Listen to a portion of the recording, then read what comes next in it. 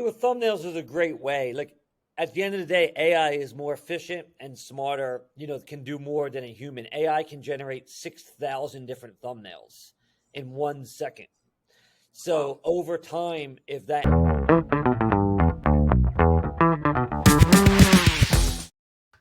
Hello and welcome to a new episode of the Influence Factor by the Influencer Marketing Factory. Today with me, so happy that we have Evan Britton, founder of Famous Birthday. Welcome to the show. Thank you for having me. How are you, first of all? Good. Good, nice. That straight to the point. Love it. But good to hear. I'm pretty sure we are all busy, so being good, it's already like good starting point, I would say.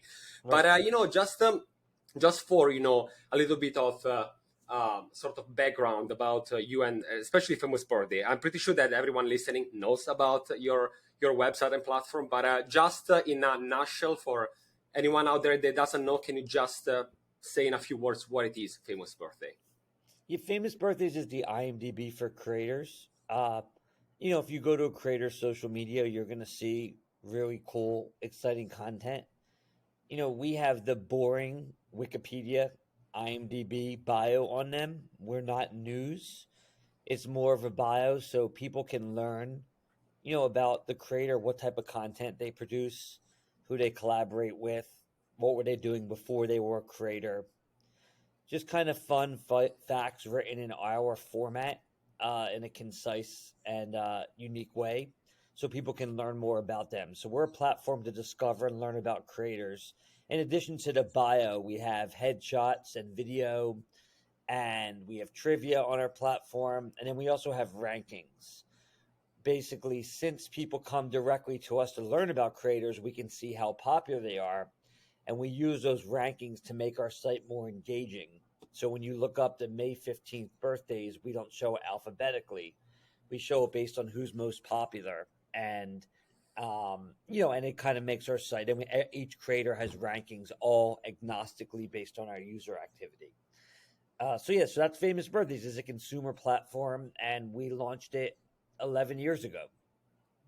Wow.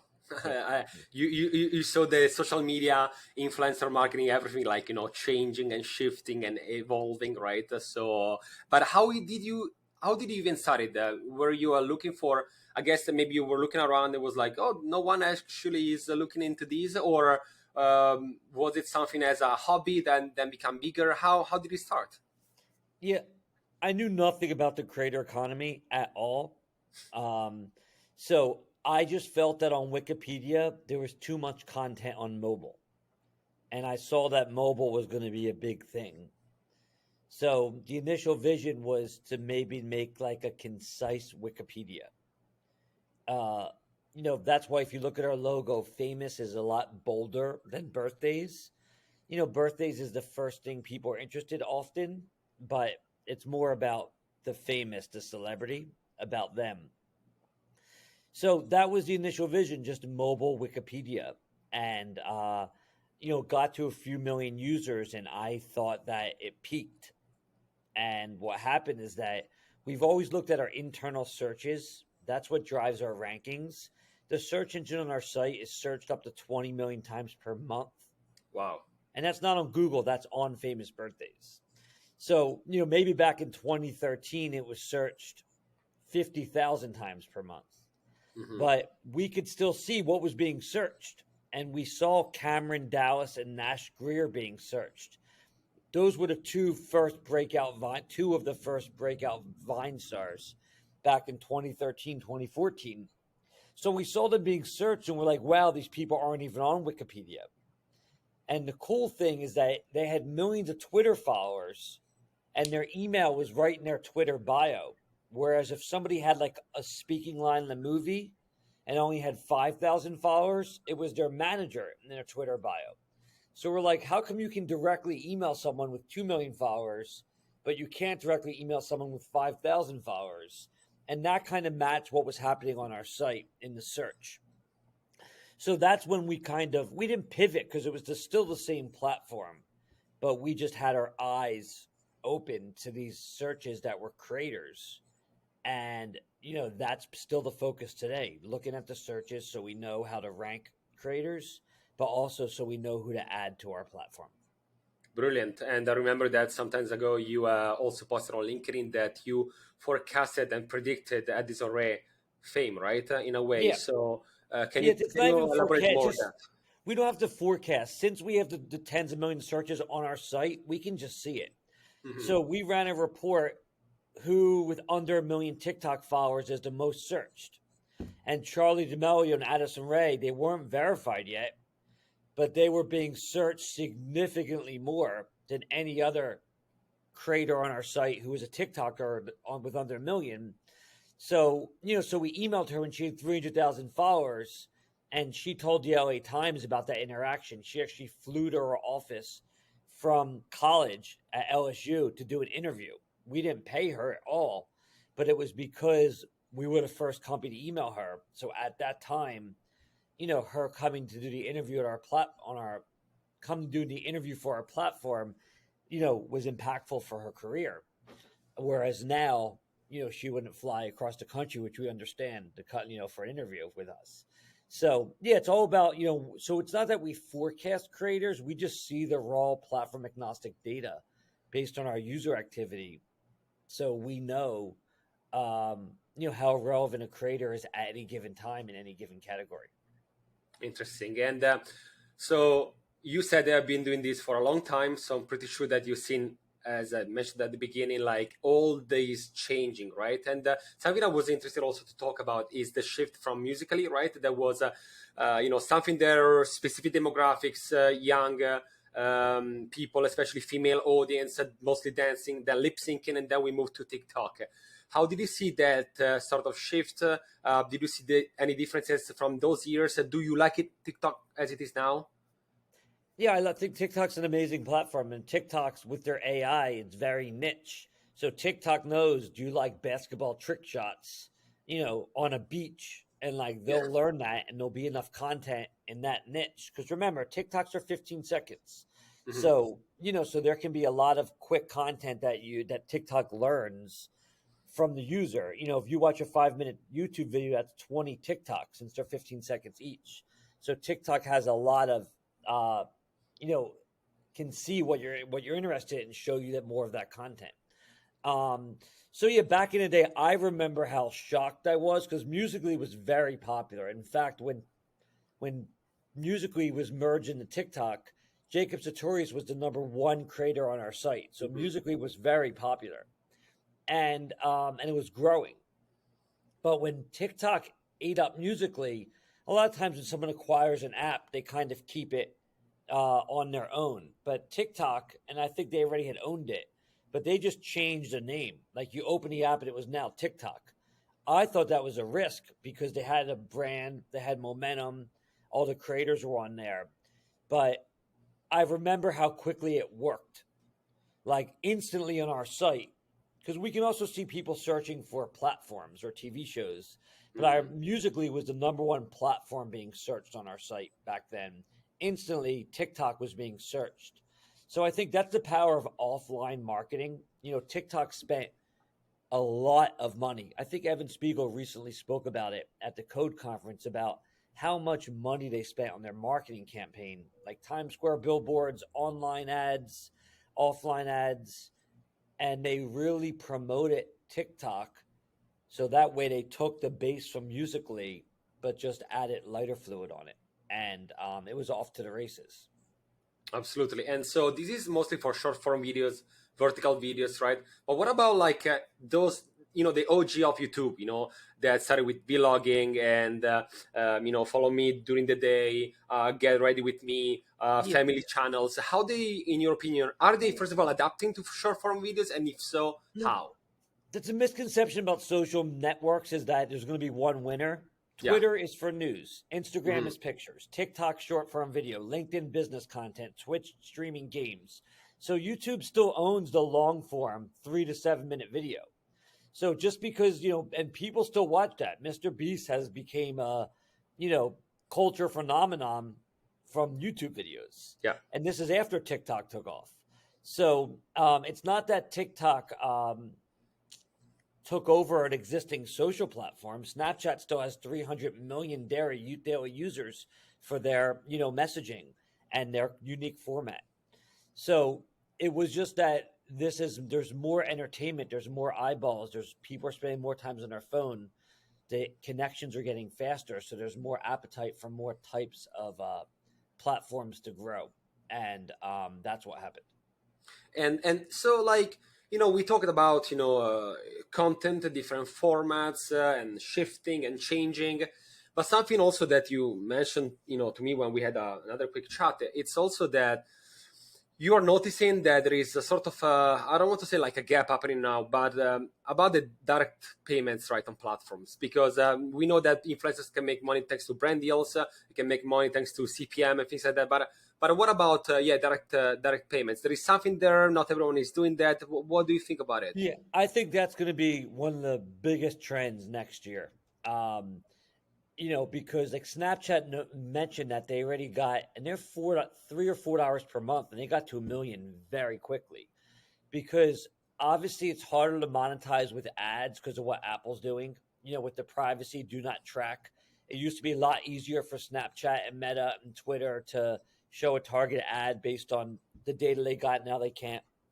At the same time, the Apple iPhone it's more than a computer in your pocket, and Apple is the rails of the internet, and they made it so easy to subscribe for a subscription in one click. So when you see ads going down in terms of what platforms can make, and it's so easy for users to start subscribing. And then the other factor is that people, even though these social platforms are struggling in terms of their market cap and their revenue per user, users still love them. Again, I keep mentioning Snapchat because they still have 350 million daily users despite the stock price. So users love these platforms so much that these platforms can add features and make them paid. So the core Twitter or the core Snapchat or the core Instagram will still be free, but the additional enhancements to it will be behind the paywall, and that'll help the platforms diversify from ad revenue. So that's definitely going to happen, in my opinion. And I think it's going to be a huge tailwind because, the key is that users are not going to be annoyed because they already love the platform. But there's going to be users that are like, wow, I can get extra emojis. I can edit tweets. They're going to come up with ways to enhance the platform where it's not going to affect the free version. And that's going to be a big focus. Absolutely. I mean, we have been seeing that business model working very well, especially in Asia, right? With like this freemium version where you can do again like things that nowadays you might be like, why should I pay for that? But if you think about it, like the gaming industry has been doing millions just selling you things that you actually cannot touch, right? And it's maybe just skins and custom items, right? So Right. why not also in the social media industry, Yeah, and right? I think it's not going to be tipping as the initial way people thought about it, but Hmm. a lot of creators don't want to ask for tips, and a Yeah. lot of users, don't want to give a tip even if they love the creator. But to pay for extra features that can make the platform, offer more utility for them is going to be something that users are willing to do. A So portion. do you think that are we going in the direction of super apps like happened in China? Do you think we're going to potentially add in the US different items, or do you still see De- separated Definitely features? not. No, I mean, like Twitter's Twitter, Yeah, and like Twitter is where news happens. Like the yeah. election's going to happen, it's going to be on Twitter. And people love Snapchat for messaging and what they're trying to do in AR. Instagram's not going anywhere. Twitch has its own unique place. LinkedIn, that's how we became friends on LinkedIn. So yeah, the super app, and TikTok's amazing with short form. I do think there's going to be a short form war, but YouTube still has long form, but they're Hmm. going after short form. Instagram still has pictures, but they're going after short form. Snapchat still has messaging, but they're going after short form. So the super app is not happening here. And You also got to keep in mind these apps aren't really allowed to acquire other companies. There's a lot of, concerns. They're, Hmm. with a monopoly. So that's another reason. So that's not going to happen here. Okay. And so, what do you think is that it is? So we said, okay, super apps are not going to work. Each social media is different, and therefore, what do you think it is working as of now? in the content creator, industry, that could be either features, platforms, type of content. What are you seeing that Yeah, I mean, it's the working well? platforms and the creators are two different. Like what the platforms do to help their market cap and improve their business. Is kind of different from how the creators run their business. Now, the good thing for creators is that platforms are all prioritizing creators, Hmm. especially news content is so divisive. And creator content is generally not. So, and also it's also video based, where news content was more text based, and that's better for advertising. So creator economy is huge, and all of the platforms are leaning into that, which is great for creators. Because 5 years ago, creators like couldn't even get verified on these platforms, and now like the head of Instagram and the head of these platforms are talking about how creators are key to their future. So that's good. In terms of monetization, I think it really varies. There's these Patreon and other subscription direct platforms.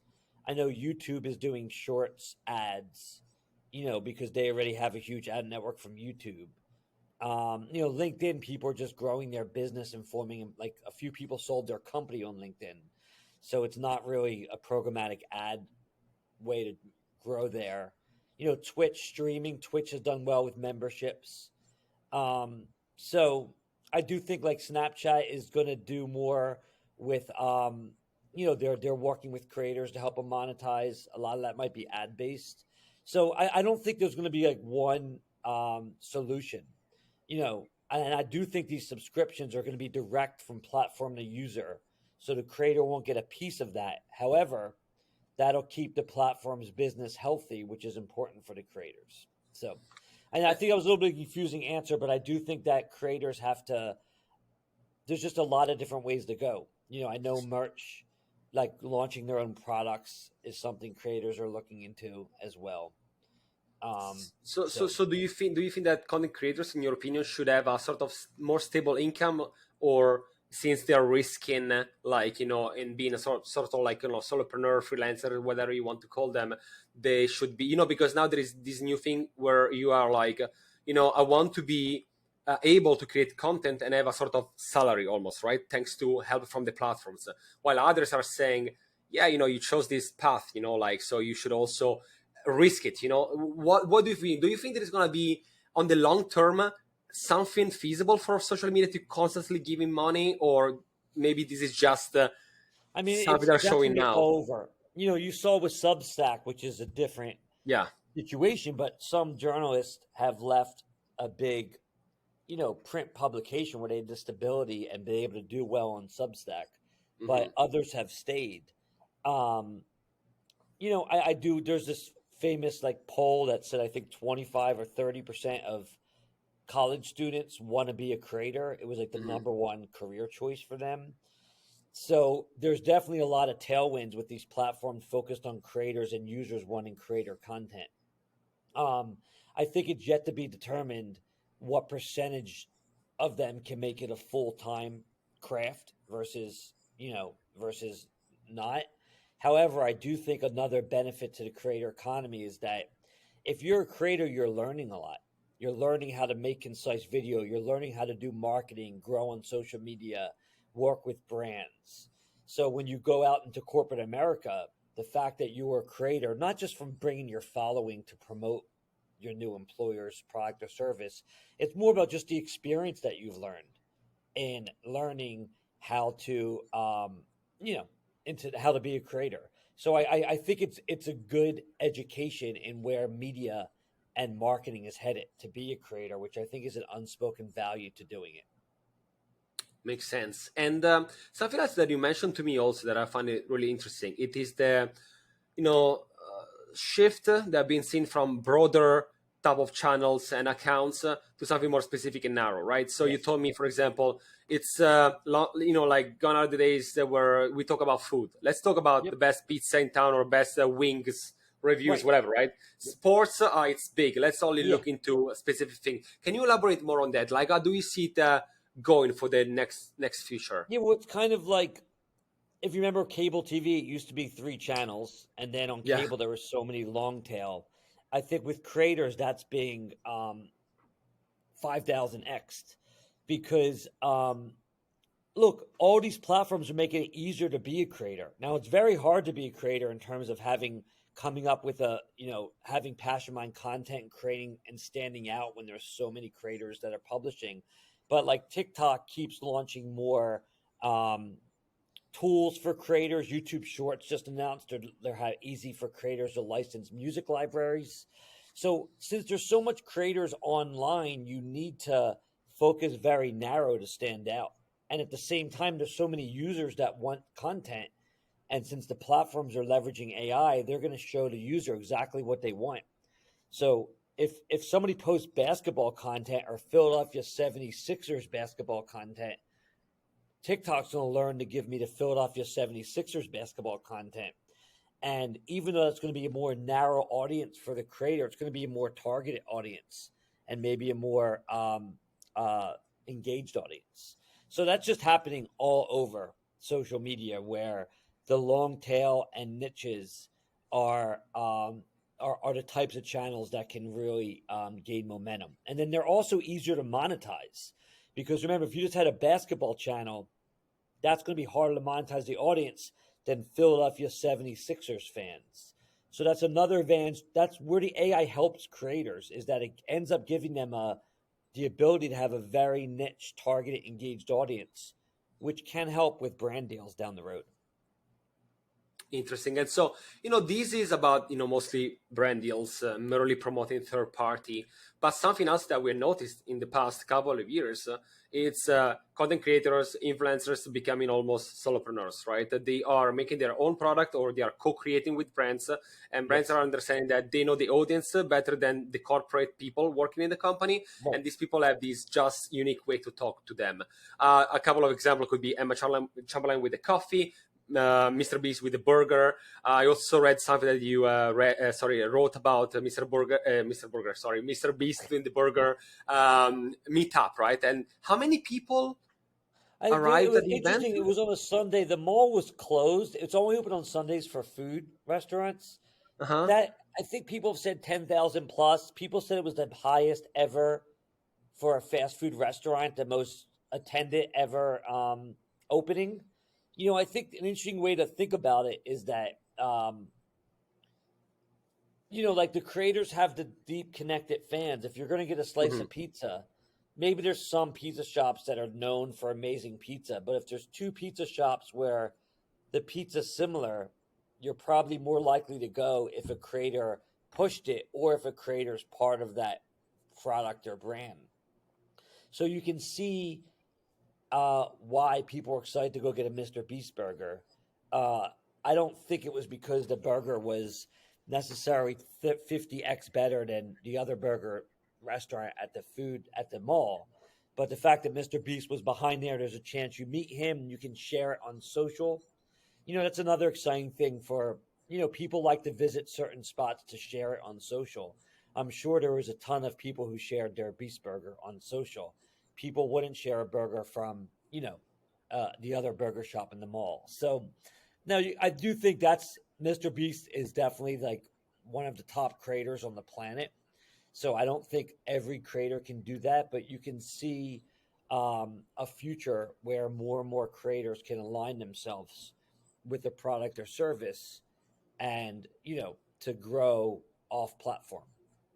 Makes sense. Like they want to also, I would say, I'm noticing that they are doing that to differentiate and diversify their revenue stream in order not to put all the eggs in one basket, right? Because if tomorrow you are shadow banned in social media and that is the only revenue stream, then that's Yeah, but that's so I think right that's in a the way. little. Remember though that like the reason people are coming to the Beast Burger because they're fans of them on social. So Yes. like at the end of the day, that's a huge benefit to these products is that the creator can promote it and the creator is baked into it. So so if the creator were to get banned on social, I still think that product or service would really struggle.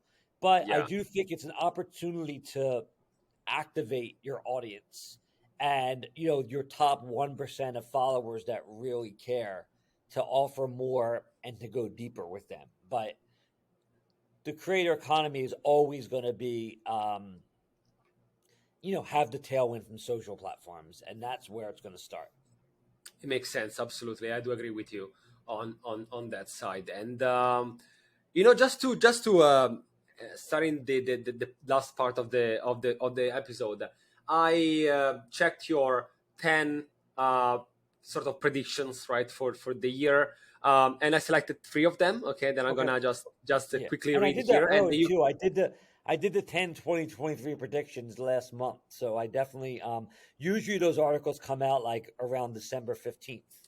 But okay. I just figured it would be more fun to do it early. And ironically, one of my key predictions isn't even in there about platforms going paywalled because I did it earlier. But that said, I still do like my list. So Okay. Nice. So let's see. These were for 2022, right? So, no, uh, 2023. These are 2023. I did it last month.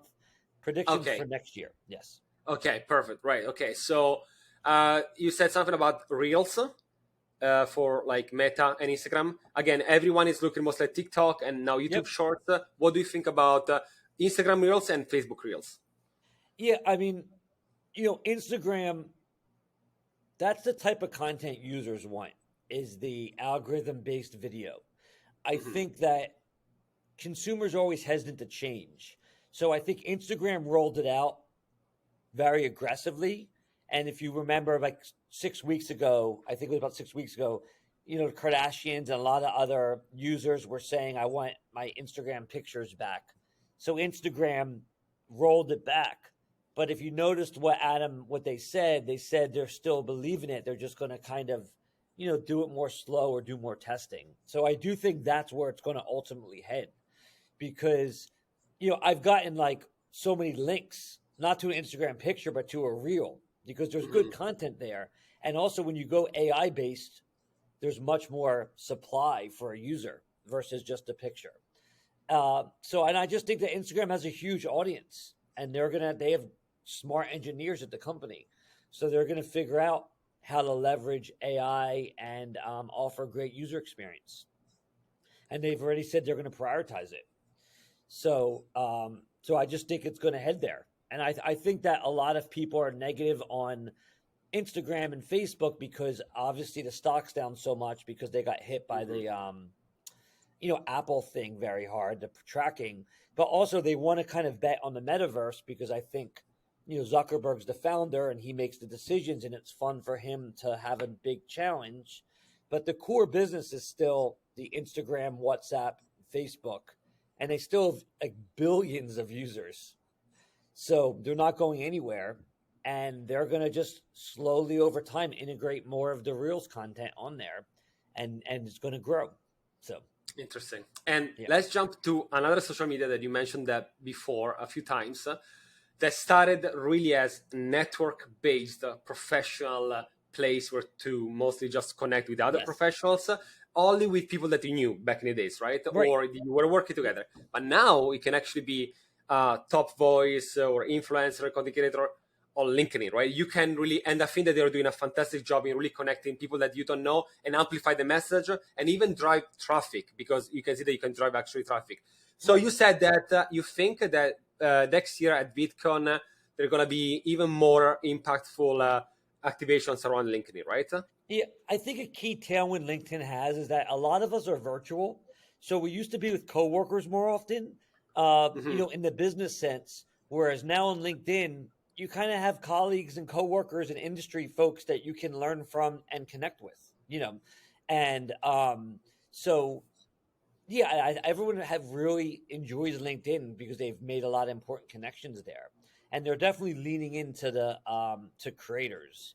You can tell they actually have a creator fund right now that they're looking at applications for to pay creators that are posting on LinkedIn as part of their program. So I just think that you're going to see them leaning in more, and VidCon is the most probably the best offline place for a platform to lean in. So I thought that was a pretty simple prediction. Interesting. And last one about your prediction, AI generated images, Yes. testing thumbnail. There is another big thing for YouTubers, right? They as soon the content goes live, they go on and check the real time, and some of them they switch thumbnail, right? In order to overperform over. How do you see AI, since you talk about that in your prediction, helping potentially help content creators? Yeah, well, thumbnails is a great way. Like at the end of the day, AI is more efficient and smarter. Can do more than a human. AI can generate 6,000 different thumbnails in 1 second. Wow. So over time, if that AI is baked into, say, a YouTube, you can just upload a video and maybe give one image, and the AI will figure out the best version of that image via having the AI generate different media and seeing what users are interested in. But then there's other utility too, even creating Instagram pictures. And obviously it's early, so maybe there's going to be some issues with that IP. But Mhm. so that said, it's just I think it's exciting for creators to leverage new stuff and be a part of new technology. And if you use DALI, I have access to it. It's actually amazing um, how cool and quick the content is. Like I did, like someone eating pizza on a roller coaster wearing sunglasses, and boom, there's the image. Uh, and there's different images to choose from. So I just think creators are smart and they work hard and they want to try new things. So I just think it's a new tool that's going to be part of their at their disposal. And do you think that also company will move away from stock images after some years, or because again, they're going to be unique. You can use them Yeah, for blog posts, you can use them for social media. Mostly now they're for content creators. But do you think that company will also adapt them, or it's a bit maybe some, but trickier? there'll still be need for that. Like a picture of the Eiffel Tower is still the Eiffel Tower, and Yeah. I think a lot of times with new technologies, it just expands the market versus eating what was already there. Hmm. Maybe it'll make stock images more relevant because they'll be vintage in terms of like the actual photo. Plus, like I mentioned, there is some IP rights for the AI, Yeah. so I don't think stock images are going away, and they're going to have their place. But that said, I think there's going to be more creators can do by leveraging AI. Interesting. Is there anything else that we didn't mention that you are either watching closely or you're excited about in the next future? No, I just think it's exciting to see how the industry is evolving, and there's a lot of different applications and companies being built in different areas of the creator ecosystem. So and I do think it's been fun on LinkedIn to connect with people like you and learn from you, and in that way when we meet at a conference or something, there's a lot of context from all of the LinkedIn um, that's been going on. So I think that's been good for the business side of the industry. And I just think that the most important thing is the platforms. Like that's where it starts and that's where it ends. And the platforms care about creators. But I do think that, um, you know, that's always going to be where creators grow and get the most leverage. And that's always going to be the base of their business. Brilliant. Yeah. Love talking with you, Evan. Thank you Yeah. so much for joining me Thank today. I think that in 30 minutes we went so covered many items, and I'm pretty sure that people will learn a lot. And also, I'm curious to see the new predictions because I'm gonna closely Awesome. follow Well, and they're there. see. I'm not going to, even if they're all long, I'm all wrong. I'm not deleting that post. So that's fine. But I appreciate you having me on, and I'm glad that we connected. So, I enjoyed it. Absolutely. And for everyone else, this was the Influence Factor by the Influencer Marketing Factory, and see you in the next episode. Awesome.